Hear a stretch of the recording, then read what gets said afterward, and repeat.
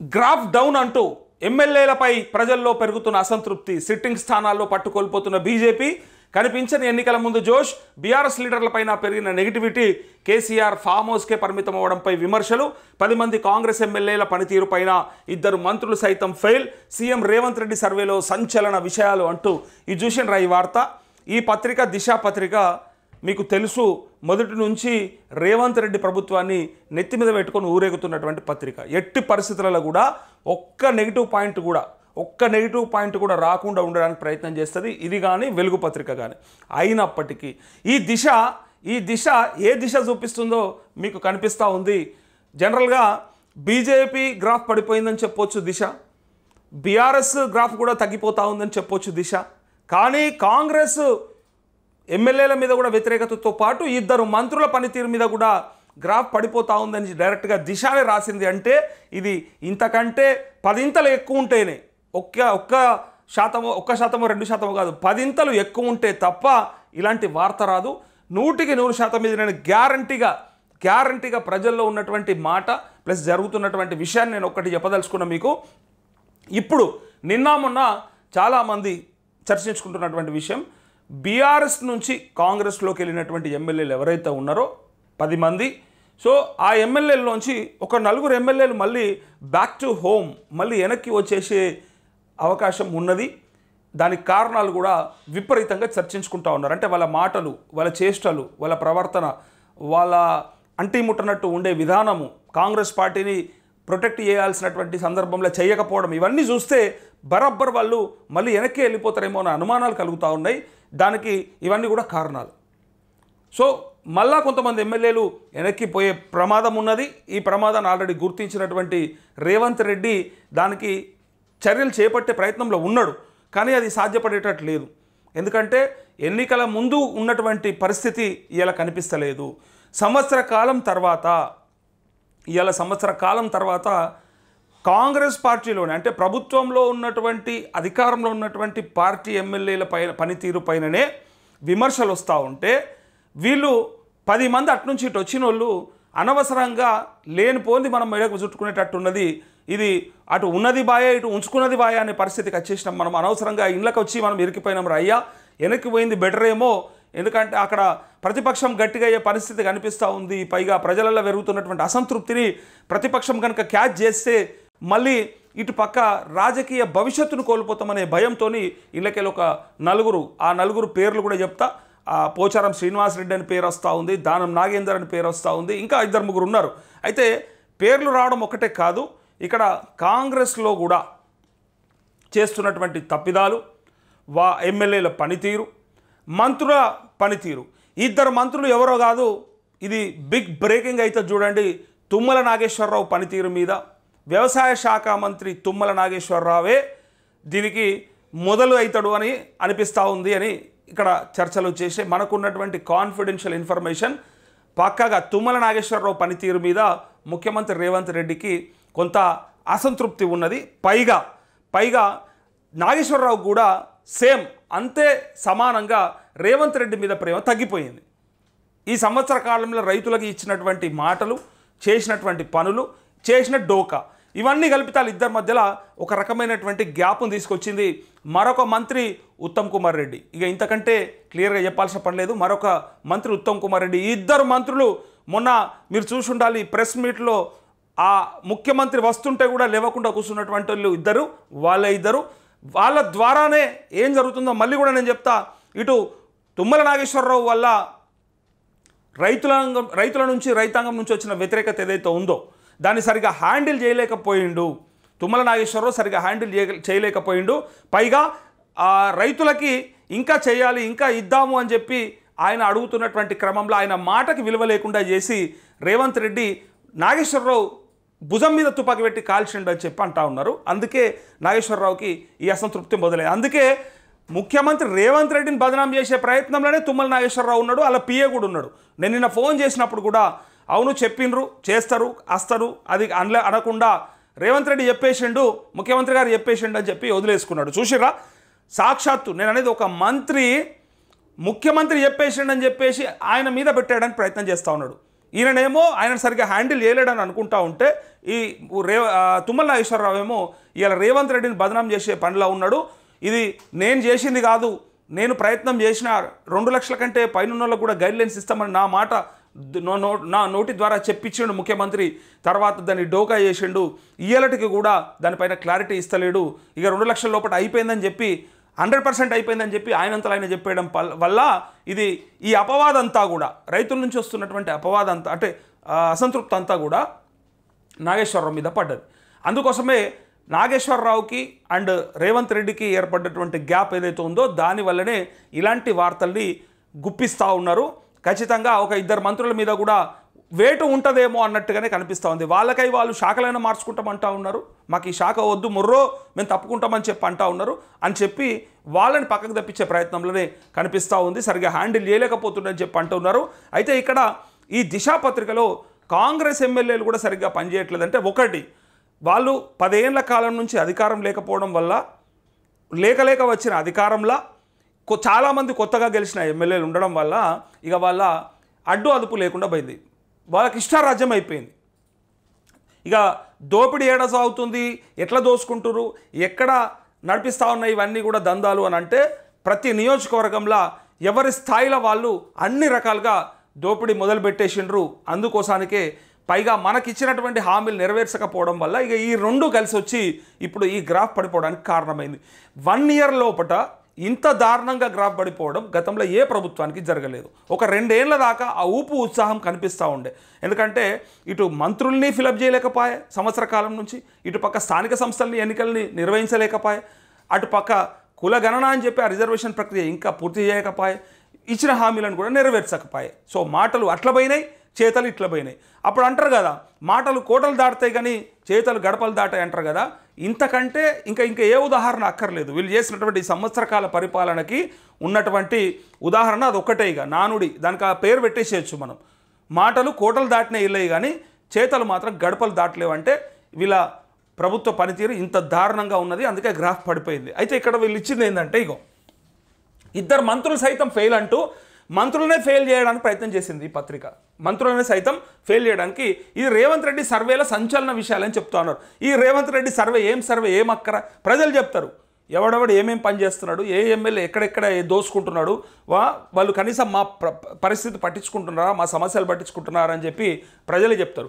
ప్రజల్లో ఎమ్మెల్యేల పట్ల అసంతృప్తి పెరుగుతుందా, సొంత నియోజకవర్గాల్లో వారు పట్టుకోల్పోతున్నారా అంటే అవుననే సమాధానాలు వినిపిస్తున్నాయి. బీజేపీ బీఆర్ఎస్ ఎమ్మెల్యేలతో పాటుగా కాంగ్రెస్కి చెందిన కొందరు ఎమ్మెల్యేల ప్రజల అసంతృప్తితో ఉన్నట్టు తెలుస్తోంది.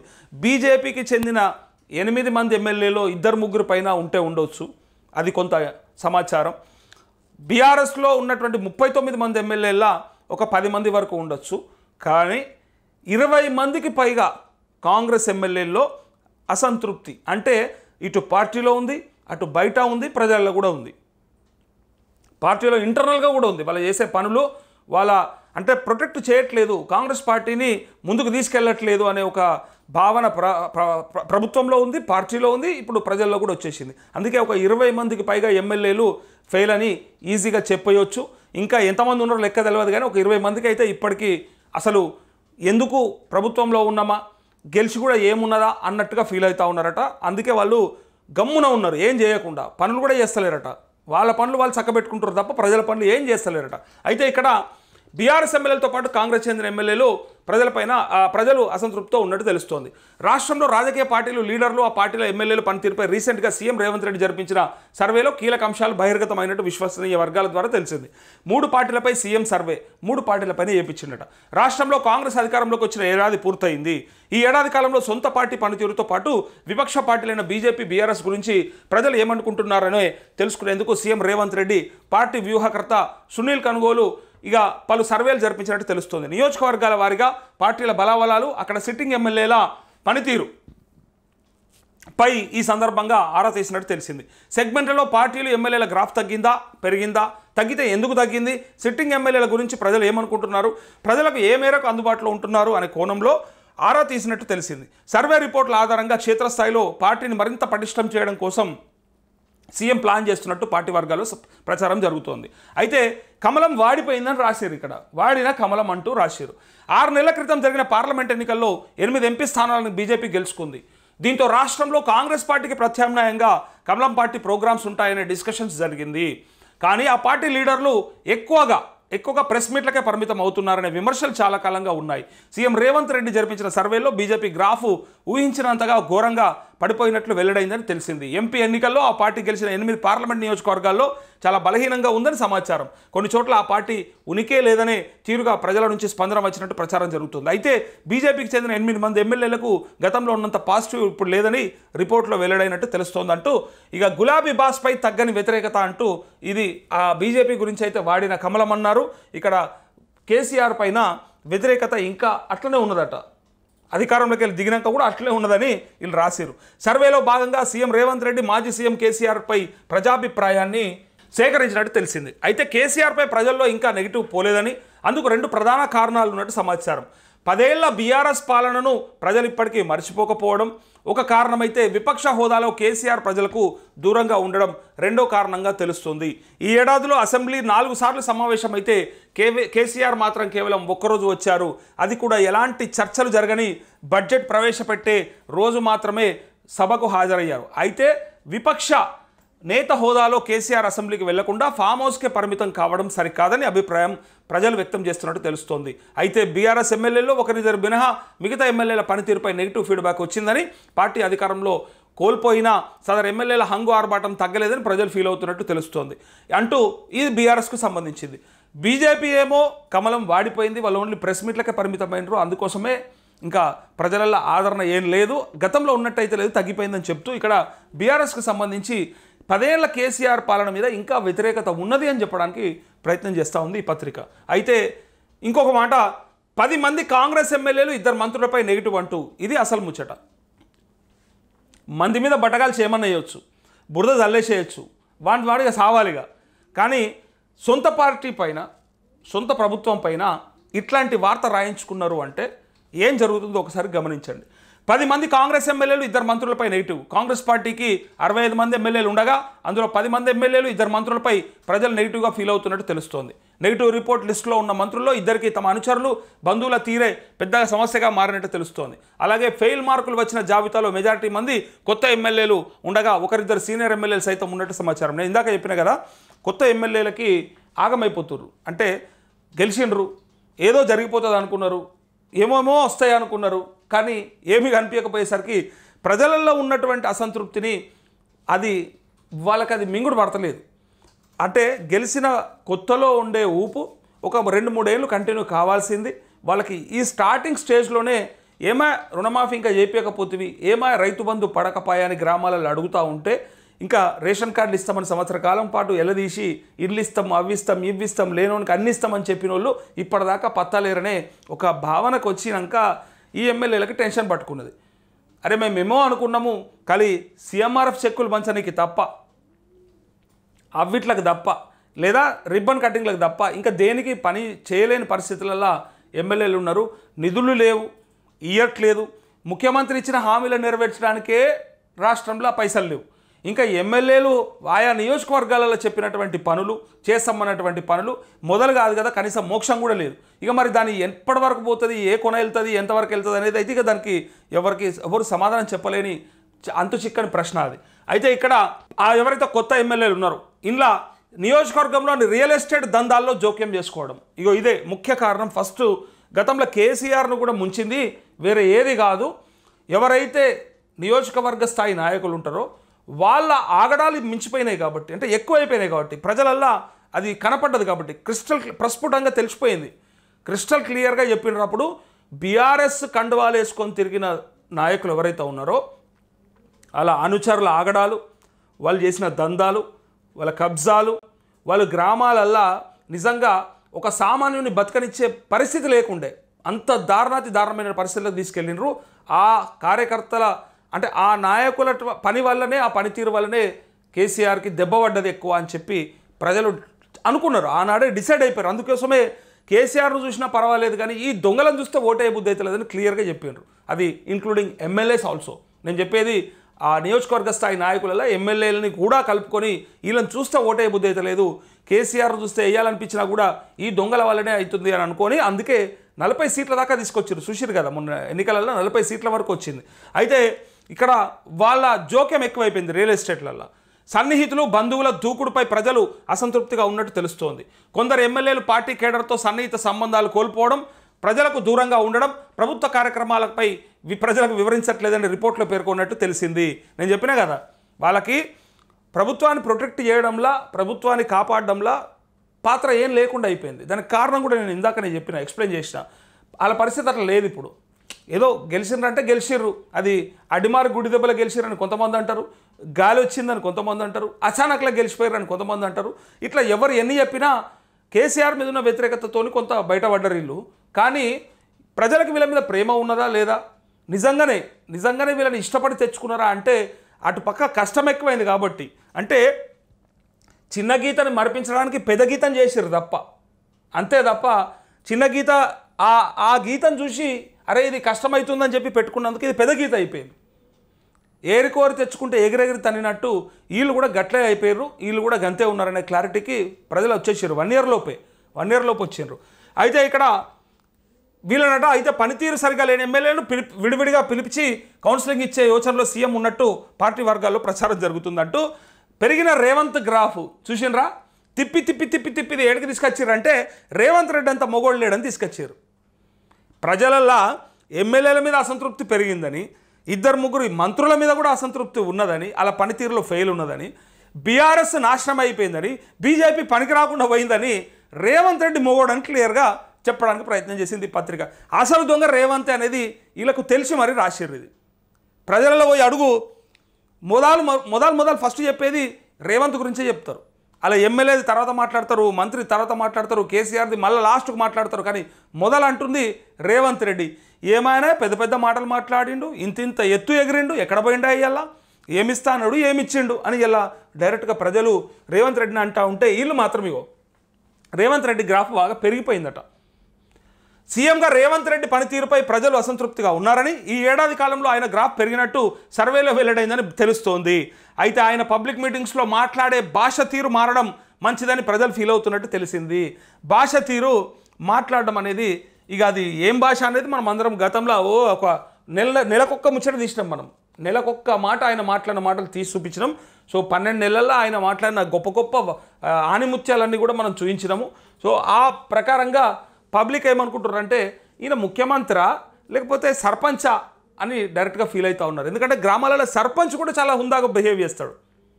సర్పంచ్ కంటే కూడా దారుణంగా బిహేవ్ చేస్తుంటే రేవంత్ రెడ్డిని డైరెక్ట్గా అంటే పబ్లిక్ మీటింగ్లో మాట్లాడిన ఆయన భాష గురించి చర్చలు జరిగినాయి. అందుకే ఈ పత్రిక రాస్తూ ఇక రైతు భరోసా స్కీమ్ ఆలస్యం అవడంపై మెజారిటీ ప్రజలు నెగిటివ్ అయ్యారని, అట్లే ఫీల్ అయ్యారని, ఆసరా స్కీమ్ కోసం ఆతృతగా ఎదురు చూస్తున్నట్టు సమాచారం అంటూ ఇగో ఇది ఇక్కడ ఇంకొకటి రాయడం మర్చిపోయింది. ఎందుకంటే రాస్తే మళ్ళీ అది నెత్తికి పూసుకోవాల్సి వస్తుందని.